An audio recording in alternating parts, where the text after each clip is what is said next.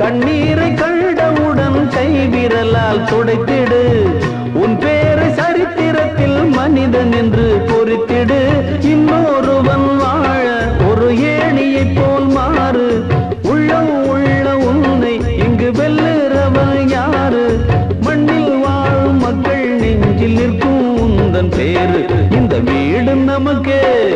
இந்த வீடு நமக்கு சொந்தமில்லே பாடுடா சின்ன தம்பி அதனால நமக்கு துன்பமில்லே பாடுடா சின்ன தம்பி